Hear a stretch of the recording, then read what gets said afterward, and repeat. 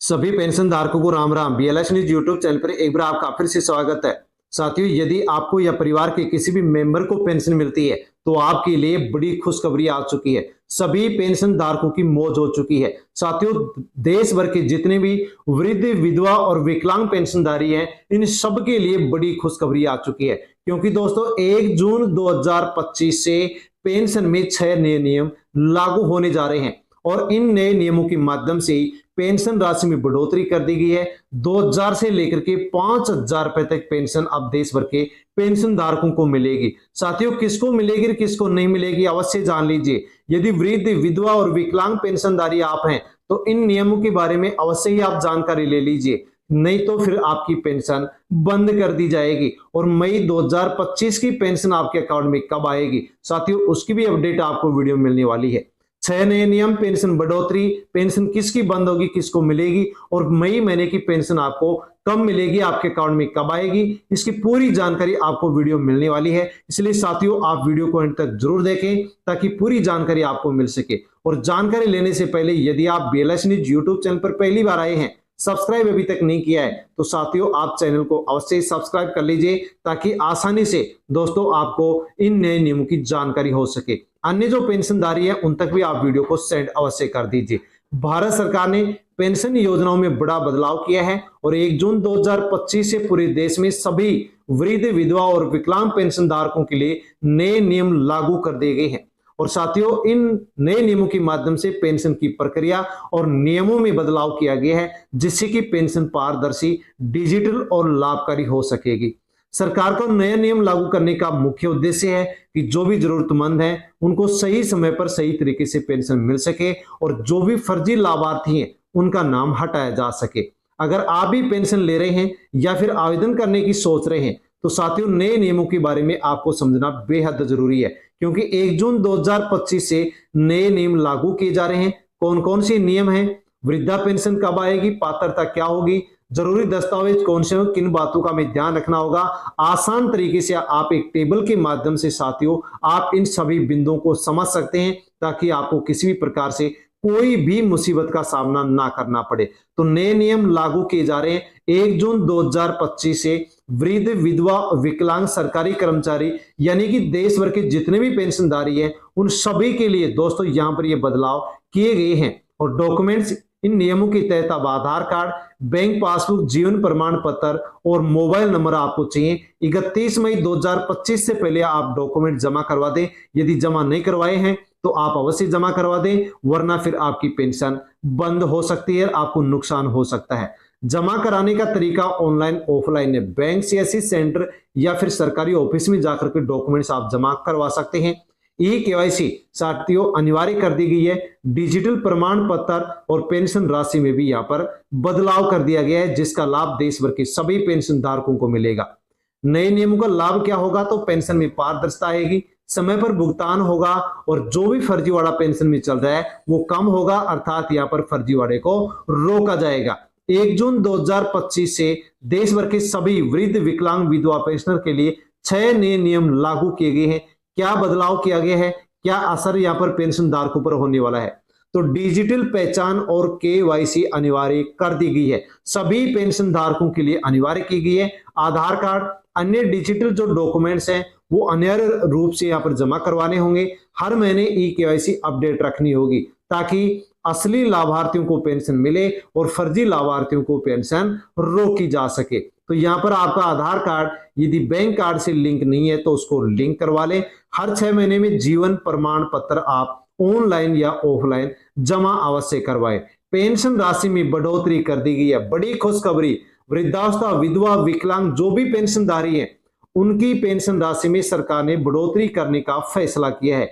न्यूनतम वृद्धावस्था पेंशन 2000 रुपए और साथियों अधिकतम जो वृद्धावस्था पेंशन है वो 5000 रुपए कर दी गई है। यानी कि साथियों यहाँ पर राज्य के अनुसार पेंशन आपको मिलने वाली है, लेकिन पेंशन 2000 से 5000 रुपए तक आपको मिलने वाली है। जिनकी सालाना आय 1.5 लाख से कम है उनको पात्र माना गया है। और ग्रामीण, शहरी क्षेत्र में समान पेंशन अब कर दी गई है, अर्थात अलग अलग पेंशन यहाँ पर शहर और ग्रामीण क्षेत्र में नहीं मिलेगी।